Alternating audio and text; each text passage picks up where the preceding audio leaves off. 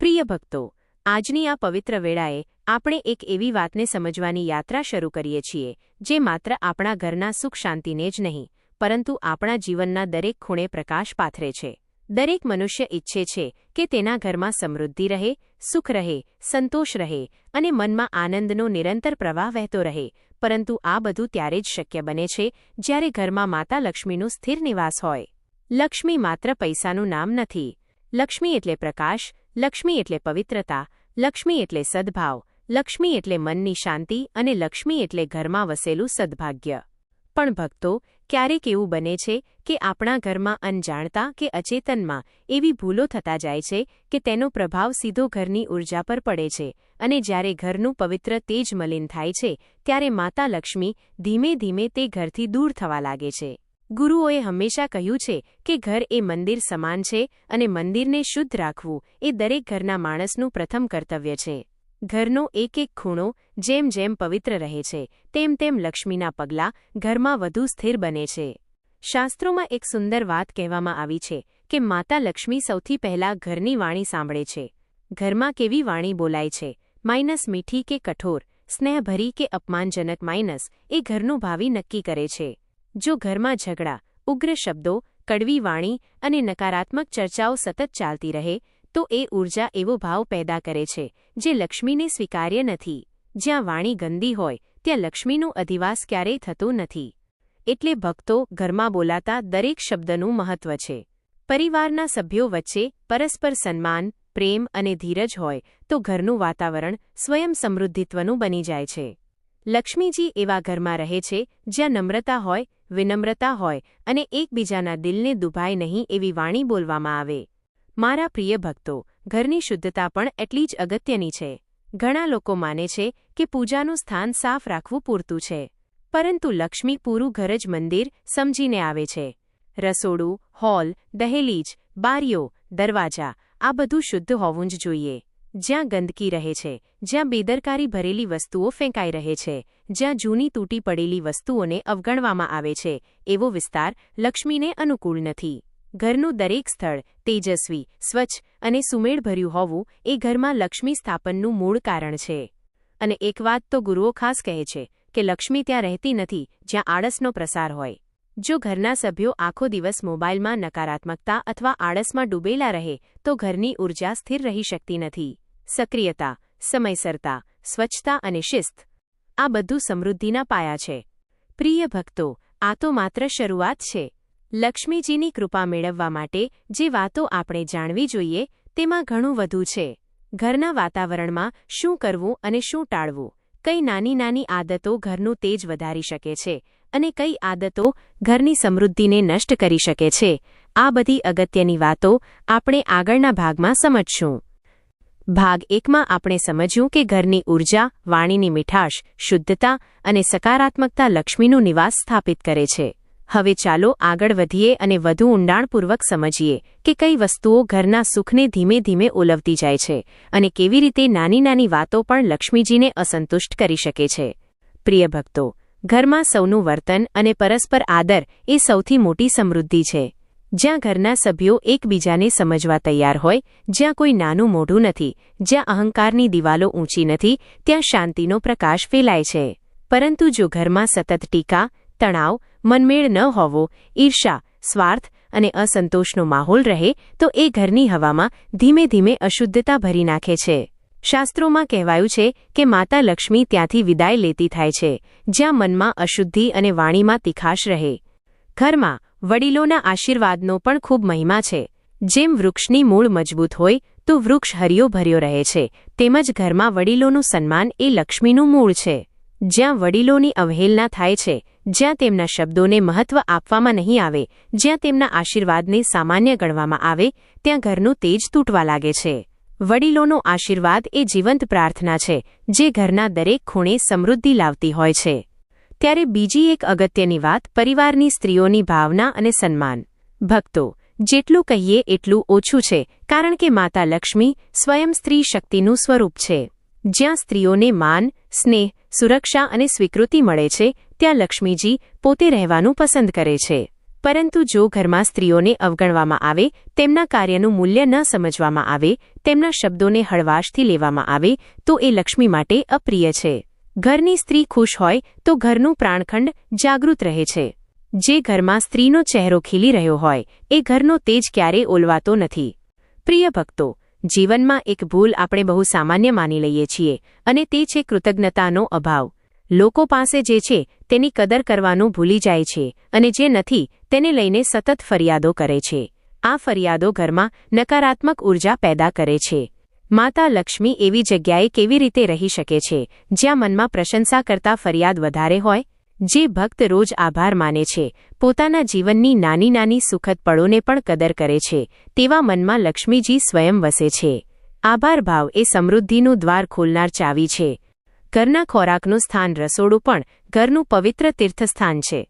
જ્યાં રસોડું શુદ્ધ હોય, જ્યાં ખોરાક પ્રેમથી તૈયાર થાય, જ્યાં અધૂરો ગુસ્સો અથવા નકારાત્મક ભાવનાથી રસોઈ ન બને, ત્યાં ખોરાક પોતે પ્રસાર કરે છે સત્વનો.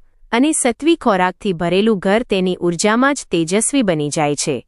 રસોડામાં ગંદકી, અનિયમિતતા અથવા બેદરકારી લક્ષ્મીની કૃપા ઘટાડે છે. રસોડું જેટલું શુદ્ધ, ઘરના વિચારો એટલા શુદ્ધ. એક અગત્યની વાત એ પણ છે કે ઘરમાં સૂર્યાસ્ત પછી ઉદાસીનતા અથવા આળસનું વાતાવરણ ન ફેલાવવું જોઈએ. ઘણીવાર લોકો સાંજ થતાની સાથે જ ઘરને નીરસ છોડી દે છે. માઇનસ દીવો નથી, પ્રકાશ નથી, આશાવાદ નથી. પરંતુ ગુરુઓએ કહ્યું છે કે સાંજના સમયમાં જો દીવો પ્રગટાવવામાં આવે, ભગવાનના નામનો ઉચ્ચાર થાય અને ઘરમાં શાંતિપૂર્ણ વાતાવરણ સર્જવામાં આવે, તો એ ઘરમાં સ્વયં લક્ષ્મીનો પરિચય થાય છે. ભક્તો, આ બધું મળીને એ સંદેશ આપે છે કે સમૃદ્ધિનો આધાર માત્ર પૈસા પર નથી, પરંતુ ઘરના ભાવનાત્મક, આધ્યાત્મિક અને ઉર્જાત્મક વાતાવરણ પર છે. જ્યાં સુખ, સન્માન, પ્રેમ, સન્મિતિ અને શુદ્ધતા હોય, ત્યાં લક્ષ્મીના પગલાં આપોઆપ પ્રતિષ્ઠિત થાય છે. આગળ ભાગ 3માં આપણે સમજશું કે કેવી નાની નાની સુધારાઓ ઘરમાં ચમત્કારિક પરિવર્તન લાવી શકે છે અને કઈ ભૂલો ટાળવાથી લક્ષ્મીજીનું સ્થિર નિવાસ સુનિશ્ચિત થઈ શકે. ભાગ 1 અને ભાગ 2માં આપણે સમજ્યું કે ઘરમાં માતા લક્ષ્મીનું સ્થિર નિવાસ ત્યારે જ બને છે જ્યારે ઘરનું વાતાવરણ પવિત્ર, સકારાત્મક અને શાંતિપૂર્ણ રહે. હવે ભાગ 3માં ચાલો સમજીએ કે જીવનની નાની નાની બાબતો જે આપણે સામાન્ય માની લઈએ છીએ, કેવી રીતે ઘરના તેજને અસર કરે છે અને કેવી રીતે નાના સુધારા ઘરમાં ચમત્કાર જેવી સમૃદ્ધિ લાવી શકે છે.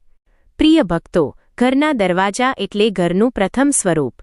કહેવાય છે કે દરવાજો જ ઘરનું ધ્યાન રાખે છે. જ્યાં દરવાજા પર તૂટી ગયેલી નામપટ્ટી, ગંદકી, જૂનું કચરું અથવા મેલિયો પડદો હોય, ત્યાં ઘરની ઊર્જા નબળી થવા લાગે છે. દહેલીજ એ માત્ર પ્રવેશદ્વાર નથી, તે ઘરનું રક્ષણચક્ર છે. સાંજના સમયે દરવાજા પર એક દીવો, એક સાફ, સ્વચ્છ થાળી અથવા તુલસીના છોડની સુગંધ એ ઘરના વાતાવરણને તેજસ્વી બનાવી દે છે. ગુરુઓ કહે છે કે લક્ષ્મી હંમેશા એ જ ઘરમાં પહેલા પગ મૂકે છે જ્યાં દહેલીજ પ્રફુલ્લિત અને શુદ્ધ હોય છે. ઘરના ખંડોમાં પણ ઊર્જાનું વહેંચાણ અલગ હોય છે. હોલ એ ઘરની લોકપ્રિય જગ્યા છે જ્યાં લોકો મળે છે, વાત કરે છે, હસે છે, આનંદ વહેંચે છે. જો હોલમાં નકારાત્મક ચર્ચાઓ, ફરિયાદો, ગોસિપ અથવા દુખિયારી વાતો થાય તો તે ઊર્જાને ધીમે ધીમે મલિન કરે છે. પરંતુ જો હોલમાં પ્રેરણાદાયી વાતો, સકારાત્મક ચર્ચાઓ, પરિવારની સાથેના પળો અને આનંદમય ક્ષણો વહેતો રહે તો તે ઘરના કેન્દ્રને શક્તિશાળી બનાવે છે. લક્ષ્મી એવી જગ્યા પસંદ કરે છે જ્યાં હાસ્ય અને સ્નેહની સુગંધ હોય. પ્રિય ભક્તો, હવે એક ખૂબ ઊંડો મુદ્દો, મનના વિચારો. ઘણીવાર આપણે ઘરને સારા સંકલ્પોથી ભરવા માંગીએ છીએ, પરંતુ અંદર મનમાં કોનેક માટે ગુસ્સો, ઈર્ષ્યા, ગેરસમજ, અભિમાન અને દુઃખ છુપાયેલું હોય છે. આ ભાવનાઓ દેખાતી નથી, પરંતુ તેમની ઊર્જા ઘરના વાતાવરણમાં તરંગો પાડે છે. લક્ષ્મી શુદ્ધતા પ્રેમ કરે છે, માત્ર ઘરની નહીં, મનની શુદ્ધતા પણ. જો આપણા વિચારો નકારાત્મક હોય તો ઘરની શક્તિ ઓછી થવા લાગે છે, જેને આપણે જાતે જાણતા પણ નથી. ભાગ 3ની સૌથી અગત્યની બાબત એ છે કે જીવનમાં શાંતિનો અભ્યાસ કરવો. ક્યારેક કોઈ કામમાં, કોઈ તણાવમાં, કોઈ ચિંતામાં, પણ ઘરમાં કોઈ એક સમય એવો હોવો જોઈએ જ્યાં બધા એક સાથે શાંતિથી બેસે, એકબીજાની વાણી સાંભળે, ચહેરા પર સ્મિત લાવે. આ એક ક્ષણ પણ ઘરની ઊર્જાને બદલી શકે છે. ઘરમાં એકતા એટલી જ જરૂરી છે જેટલી દિવાલો અને છત. અને ભક્તો, એક બીજી નાજુક બાબત, અણધાર્યો રોષ. ક્યારેક ઘરમાં નાના મુદ્દે પણ ગુસ્સો થાય, તણાવ થાય અને કઠોર શબ્દો બોલાઈ જાય. પરંતુ યાદ રાખો, ગુસ્સાથી બોલાયેલો એક શબ્દ પણ ઘરના દેવસ્થાનને હલાવી શકે છે.